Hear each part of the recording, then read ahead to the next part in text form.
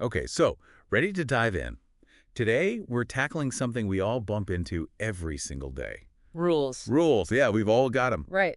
And this piece from Navigating Rules in Society, well, it really got me thinking. It throws out this question, kind of like a challenge. How do we know when rules go too far? Ever hit that point? A rule just feels off, outdated. Or worse, it's being, like, weaponized unfairly. Yeah, it's a question we should all be asking. I mean, the source makes this point, right, about when a rule just doesn't do what it's supposed to do anymore. It's supposed to protect the group, but it doesn't. Then it's pointless. Totally. But how do we actually spot that? Some rules, they're black and white, right? But others, it's all gray area. Okay, think of it like this. Say there's a rule in your neighborhood, right, about noise after, say, 10 p.m. or something.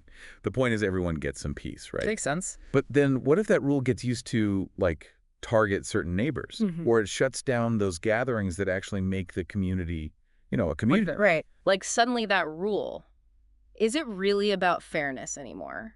Or is it about control? Exactly. It's not just the rule itself, it's how it plays out.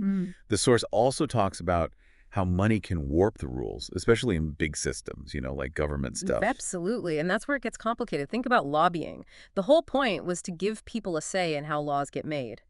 But then you have these corporations, these special interest groups. They've got tons of resources to like sway lawmakers. Right, influence. Yeah. Suddenly it's not a fair fight anymore. Reminds me of that whole campaign finance thing.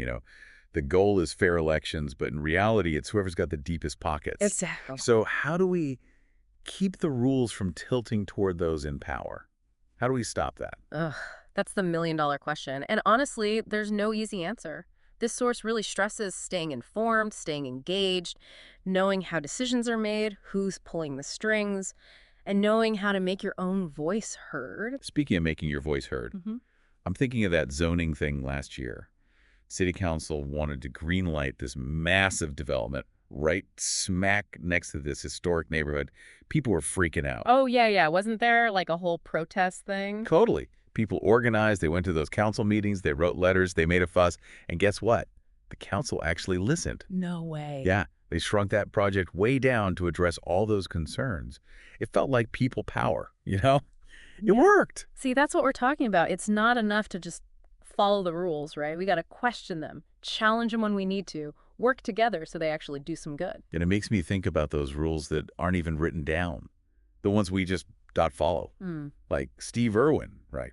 He said, "We don't own planet Earth, we belong to it, and we must share it with our wildlife." Oh, man, that's a good one. Right? Powerful. But Yeah. it's not like some law, it's just how we should be.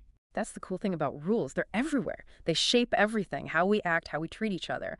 Written laws, yeah, but also those unspoken codes, those everyday things. It's true. We got to get why those rules exist, what they really do. So what's the takeaway for everyone listening?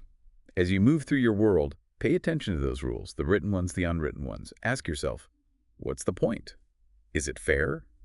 And could I do something to make this system work better? It's not just following along. It's about making those rules match what we believe in, what we want the world to be. And if we're really part of this planet, not the owners of it, like Steve Irwin said, then what rules should we be living by to make sure we have a future? That's something worth thinking about.